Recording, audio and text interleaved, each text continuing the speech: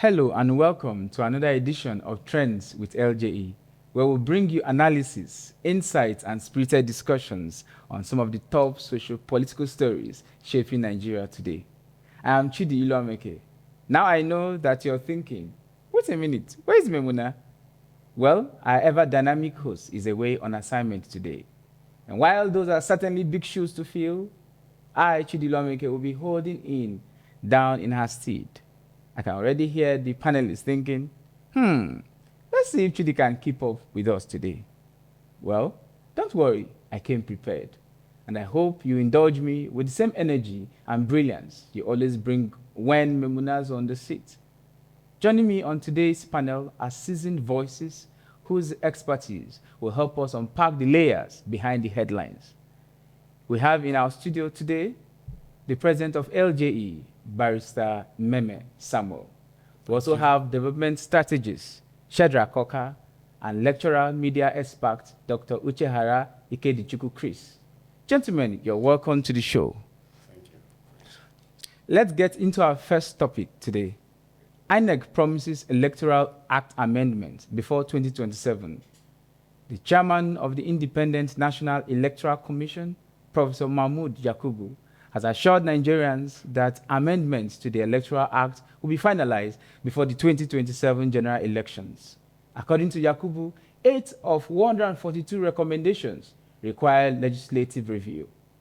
Gentlemen, the 2023 general elections stirred heated debate on transparency, logistics, and electronic transmissions.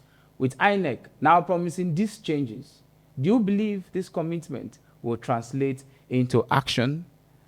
I'm coming to you, Mr. Shedrack. What do you think? Well, as expected, the citizens have been doing a good job when it comes to following up on our electoral processes. They have been more interested, especially the young Nigerians. They have reasons to be, to withdraw participation in the elections. But when they consider the risk and the danger that will portend, they also take solid in pressing forward on improving the electoral processes. From 2023, we've seen what transpired. In fact, from 2015, 2019, and 2023 elections, there have been a lot of progress with our electoral reforms. But unfortunately, there's lack of political will to do the needful. Like the last general elections, we've seen the only thing that was wrong is for INEC taking back the award. I think because somehow the electoral class will always play the populace and the electorate. They say one thing and we believe them, but because there are no legal backing to that, when it comes where they're supposed to now, implement, they'll hide behind the laws to make excuses. For me, reforms, whatever INEC is saying, the citizens will not take it seriously except if the judiciary do the needful. The biggest thing we want from the judiciary is to ensure that is enforceable, so that if election results have been transmitted in real time through BVAS and IREF, then it should be backed by the law, so that these back and forth and excuses will not be seen again, because that makes us to believe that INEC is partisan if that happens, like it happened in the last election. So that is what the greatest of it that we are waiting for. Okay, so Barrister Meme, it comes to you. What are the gray areas you see in the Electoral Act that you think needs to be amended for transparent, credible elections come 2027? Well, we have stated it very clearly here. We've seen some of the recommendations made by INEC, and some of them include the area that has to do with the appointment of the resident electoral commissioners, which is by law being appointed by the president, and they are recommending that such power should be given to INEC to appoint the state's independent resident electoral commissioner. And some other recommendations also include the issues of giving opportunity to Nigerians in diaspora to vote, and opportunity to those in prison as well to vote. And some other recommendations include easy access that voters can download their profile slip and also entitled to vote through instead of that. This is an alternative to the voters card. Okay. Well, these are quite interesting, but one major area has to do with the issues of the transmission of the results electronically. I think that is more like the key issue. That is the major thing. So just like today, we are going to the National Assembly to submit the recommendation we have already sent to them originally. That is the LJE, LJE, yes, as a body. we are submitting that today this afternoon by 2 p.m. But basically, this recommendation made by INEC is to be incorporated into the Electoral Act, not just by way of regulations, which has to do with internal regulations, just like Isoka rightly said, because when you make it by way of regulations and when you're unable to keep to your word, they go back to the courts and they said, look, we're unable to do that. But if it is mandatory by way of law, then it will be difficult for them to eat their word, like he said. Just very quickly, by way of law, if it can be recommended, so if it can be part of the Electoral Act, exactly. That's what you're saying. The last time it was amended was in 2022, right? Now it's about to be amended in order for us to accommodate some of these concerns. So if I'm to take Dr. Chris, from a media and public trust angle, do you think this, does it promise to have enough, are we going to have enough public confidence, or will it rebuild Nigeria's confidence in our electoral system if it's done? Sorry. Let me start by thanking you for throwing that question to me. I want to believe that our problem is not the issue of amending our electoral laws and forwarding amendment list to National Assembly.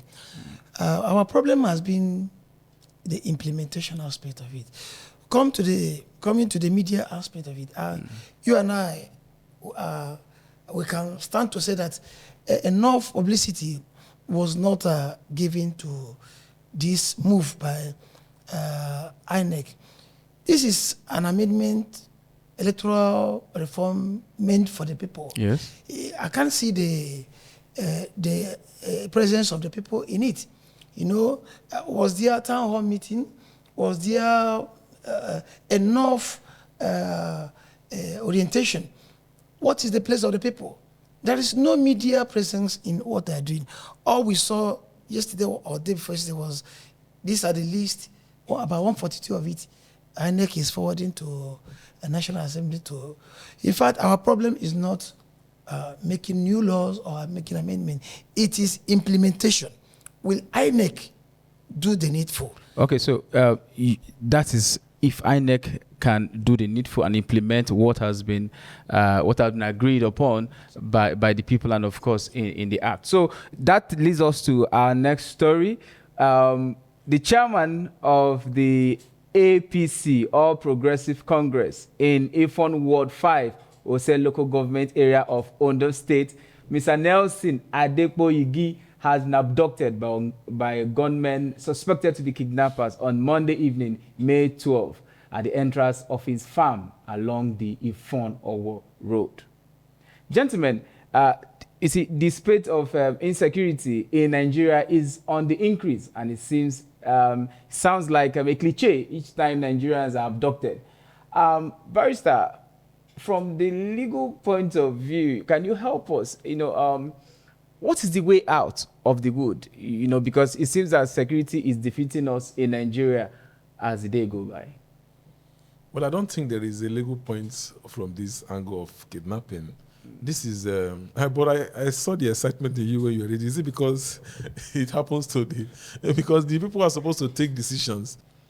I believe that they must begin to look at the real issue. Of course, the issue of restriction of movement of cattle. That automatically will solve 50% of Nigerian security issues. So what you are seeing happening today is as a result of inability to take the right decisions. If you have a situation whereby you cannot take decisive decision to eliminate insecurity, yes, it will go around. True. So whether you are in the ruling party or you are in the opposing party, or you are a common man or you are a rich man, the more we are giving room for insecurity in this country, it will go around.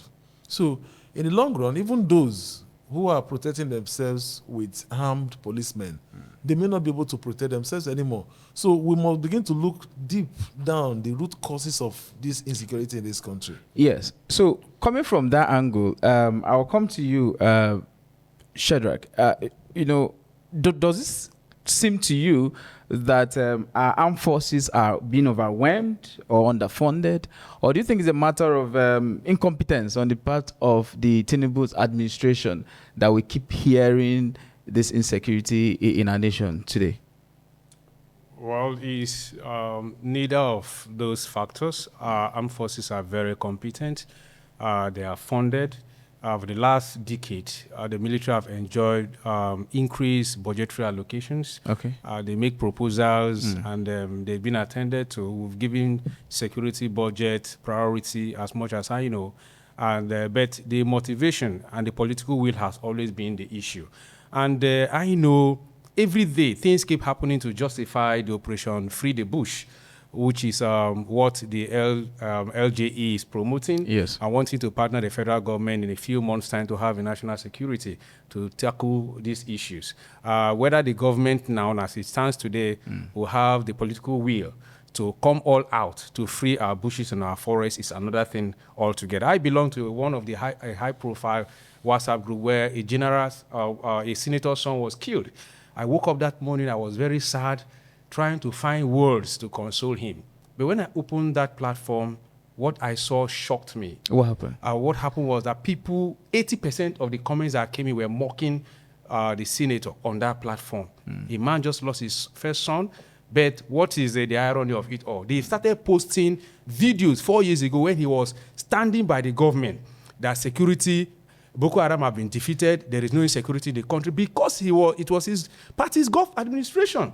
So you think failure to stand for that which is morally right, yes, is a prelude of being the victim of that which is criminally wrong. So for those people who have been staying silent and pretending that all is well, today it will come around. It is not only the peasant farmers that will be kidnapped, they also will be a victim. You can see from what happened in Ondo State, an APC chieftain was kidnapped. So please, the federal government should take this thing very seriously. They should stop at this moment talking about 2027 general election. The life of the citizens and the life of the country is at risk.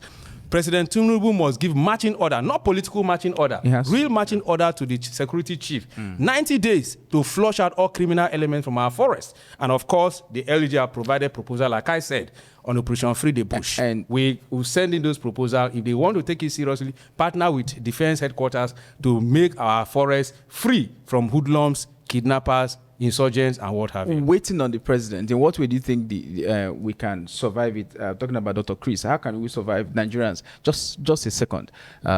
This quagmire, this security issue. I didn't get you right, please. How can we survive Nigerians? How can Nigerians survive this security quagmire we find ourselves? This insecurity. Okay. Nigerians can survive if our leaders give us the platform to survive.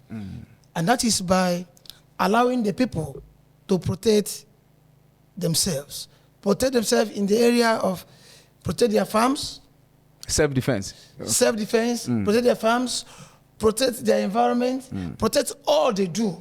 Okay, so allowing Nigerians to self-defense will help Nigerians to ensure that they survive this current insecurity situation bedeviling our nation today. From Dr. Chris.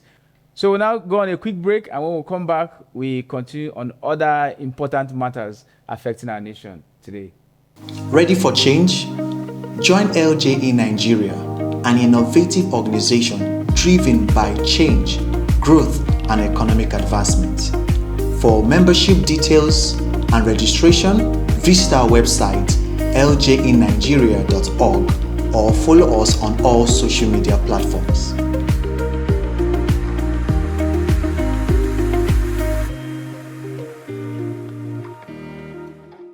Welcome back.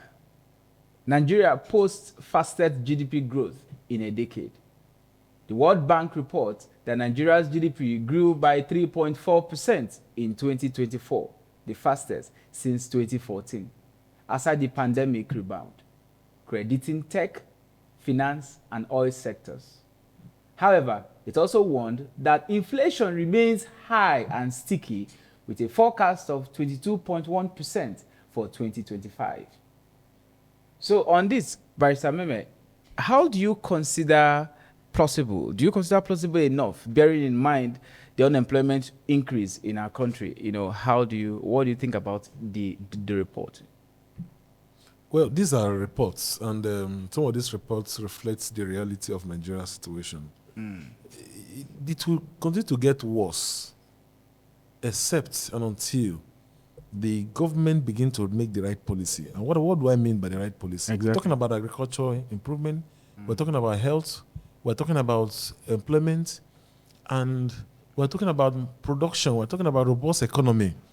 All these things are not in the heart of the mind of the current administration in Nigeria.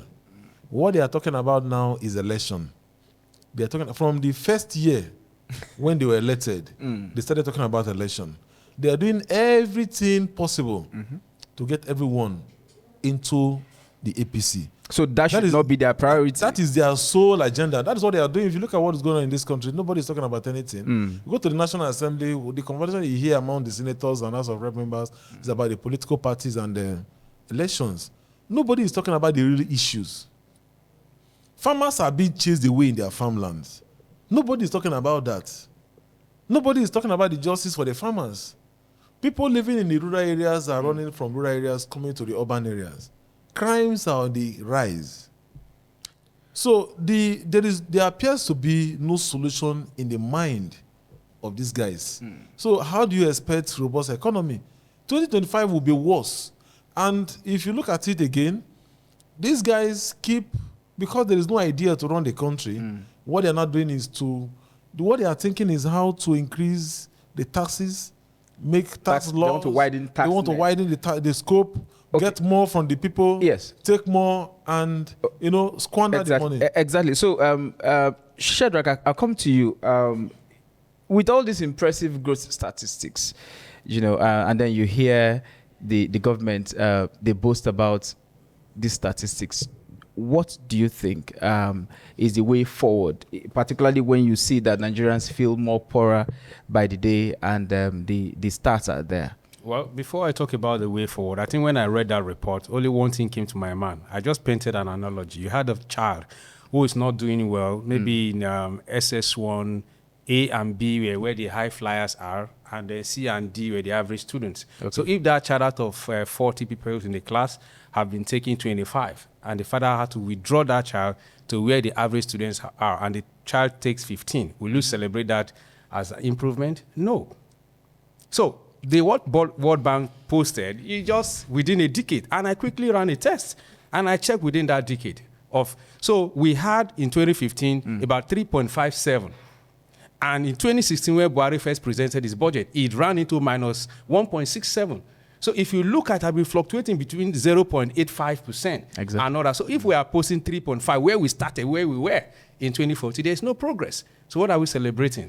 And in 10 years, you are talking about the APC administration. Within that 10 years, so we have not done anything separate from where we were in 2015 up to now. It means we have not grown, rather than we have even gone far behind. So it is, for me, it's not a true reflection. There's nothing to celebrate there, just like Barrister Meme said. All you see them talk about is politics and the next election. A country doesn't make progress that way. Okay, so we have to take it from there to our next topic. EFCC to question Tom Polo over naira spraying culture. Is it a culture or a crime? So EFCC sets to interrogate ex-militant leader Tom Polo over a viral footage of naira spraying at his birthday party. The move has rekindled debate around whether this crackdown targets a crime or erodes long-held cultural practices. It has also sparked uproar over the caliber of individuals who do get apprehended, as social media has now washed with accusations of EFCC targeting a certain class of individuals only. So, Shadrach, how do you see this? I'm still coming to you. Is this selective? And if it is not selective, and it's our culture, if you ask people, they say it's our culture because party becomes interesting when they spray money. So do you think this is... Well, I will not join the bandwagon to make excuses using culture. Culture evolves. There are certain things that must give way. Yeah, if we must behave as the 21st century. I don't subscribe to naira mutilation or abusing the naira. However, I don't think take the EFCC seriously for what they do, for all I care. If you read our literature books that I think it was Oswald J. Smith, one of those playbooks that I read in literature many years ago that talk about all humans are equal, but not all humans have certain equal rights. The EFCC have not done well in pursuing justice when it comes to fighting crime in this regard. There are weightier things they should focus on other than that. We have seen even in this very case, the Okoya's family, they are up to now. People have talked and talked. They have not called them out. So certain people are living above the law. To earn respect and to earn support of citizens to even fight crime, as the case is now, you have confidence of the people. But when you are doing selective justice here and there, people don't take you seriously. One of the charges they interrogated very dark man for was on naira mutilation. But we have people who have done that. This Tompolo issue came up since April until people started shouting. The EFCC seemed to be selecting soft targets or sometimes for media, optics that they did it. So for me, it is not something serious. We should go to weightier matters. Exactly. Weightier matters. We have the Abelo and the rest still lying free. Still parading themselves. Dr. Chris, I know you cannot wait to give your input here, but do you think for yourself, what's the optics? What are the optics for you? What does it portend to the Nigerian people and to our image out there with all of this? I think Shedrack he has always almost said it all, because this issue of abuse of naira, it didn't start today. In this country, you and I are sufficiently informed that sometime in the past, children of our leaders, the senators, they abuse naira and nothing happens. Last time it was one of the celebrities, Imoni to be precise. He was also invited by EFCC, and after everything, he was advised not to repeat it. Today is Tompolo. But I'm only looking at the area of trying to bring out the law and let the law have its course, not handling it because it's Tompolo. Let the law do its work, not being selective when it comes to marshalling out the law of the land. So I'm advising that EFCC, just like Shedrack said, there are bigger things to handle. There are things. So you want the EFCC to find a way to prioritize their responsibilities This is not of all their duties and responsibilities. This is the least I expect EFCC to do. There are things people who have packed dollars, not naira. Let us hear the thoughts. Let us hear the thoughts of Barrister Meme. Just in 30 seconds or less. What are your thoughts on this? If the law says you're not allowed to mutilate the naira or spray naira, if you go to a party and you personally, I don't spray naira. I don't like it. So if you attend a function, whether a burial or marriage ceremony, a birthday party, and you wish to, show some level of appreciation, or if you go to the rural areas, you see people still spray money. But of course, EFC cannot be everywhere. It's true. So when they see these big faces in the screen, they see them. It is easy to identify them. It is easy to find out where they live and probably invite or arrest. So the law must take its course, just like Dr. Chris. The law must take its course from Barrister Meme. So moving on to the next, our next story today, and the last story for today. Fubara, my spirit has left the office. Amidst the ongoing power tussle, suspended Rivers State Governor Similai Fubara has declared that he has emotionally been detached and is emotionally detached from the office, saying, my spirit has left the place. his former mentor, now rival, Minister Nyesom Wike, responded sharply, casting doubt on the sincerity of Fubara's remarks, but confirmed that reconciliation efforts are underway, stating that Fubara did indeed come to see him and came along with 2 APC governors. So, what does this portend to us? This is a brother. Dr. Chris, you can hear him say you are man in River State. You are the brother. So, what does it say to you? And then to the person of Fubara, Dr. Chris, is this a genuine political expression for you, or a strategic move to gather sympathy for himself, the suspended governor? Yes. What do you expect from a governor who was suspended, should I say, illegally? And what do you expect him to say before the public? Do you want him to say that his mind is still in governance? So what he said is what is expected of him to say. Let's go by his word. His mind is not there. And physically he's not there. What we don't know is whether his mind is there. So let's take him by his word. And it is expected that Fubara, as a suspended governor, people expect him to say what he has just said. But you and I know, having gone to his mentor, who was... To apologize. So does it not mean his mind is there? That's what I'm going to. Having gone to him to apologize, that is an opposite of what he has just said publicly. So let's take him by his last comment that his mind is not emotionally is no more there. Not until he's reinstated. Yes. Let's see if he said, no, I'm not going back. That's when we'll now say, okay, Fubara, you are not saying your mind. Yeah, okay. Yes. I can see Shadrach is already smiling. Mr. Shadrach, so did you think, what does this portend to? Is it an issue of political maturity at the limit of executive power and federal control? It's an advisory to citizens and to electorate. Believe politicians to your peril. There must be a limit to which followership, to which we die for politicians. They are not to be trusted.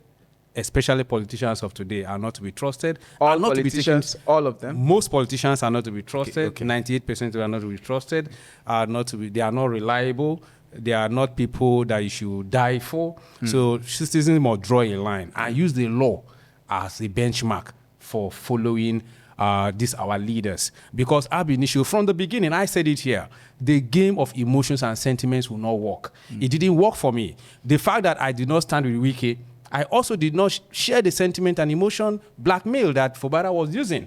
You do not use illegality to address another illegality. And that's just what played out. He has been rigged out the system, have thrown it off, so he's only whipping sentiment, and we will not buy into those emotions. Let him go reconcile with his godfather. That is the way he actually came in. So let them continue out. The masses will only learn to take a stand using the law to select our new set of leaders. We must not follow politicians in their game of emotions and sentiment. It will never work. Okay. That is a lesson. I'm coming to you, Barrister. Does this not sound defeatist? You know, does not sound like we are surrendering ourselves to what people consider to be apparently a state of state capture or something close to it? If you are saying we should follow this line, because we are talking about progressive, we are talking about advancing the cause of democracy in the country. Fubara should tell us, he should tell himself the truth, not we anyway. Okay. He should tell himself the truth. His mind is still there. If they call him tomorrow, he will just jump up and resume. So he fought to remain as a governor. He never hid his intention to remain as a governor. He wants to be a governor. He wants to go back. Okay. So whatever settlement he's trying to waive, I think is not necessary. If you listen to that speech from beginning to the end, you know that those speeches were not genuine speeches. He should reconcile with his godfather. And I hope the president should also consider the illegal suspension and reinstate the governor back so that we can proceed. Please, to add to what the president of LJE just said, if I may ask Fubara, is that a political environment? That is a burial, a funeral environment. Why is he using that opportunity to say his emotion and his mind is no more in governance? So I expect him to mourn per clerk. Not using that opportunity to ventilate his emotions when it comes to governance. Okay, so That's all we have time for on today's edition of Trends with LJE. A big thank you to our panelists, Shedrack. A big thank you to our brother, Barrister Meme, and a big thank you to Dr. Chris for your insightful thoughts and your contributions. So, viewers, remember, the conversation doesn't end here. Join us online, share your views, and stay informed. Until next time, I am Chidi Iloameke, and this is Trends with LJE, cutting through the nose and amplifying the issues. Bye for now.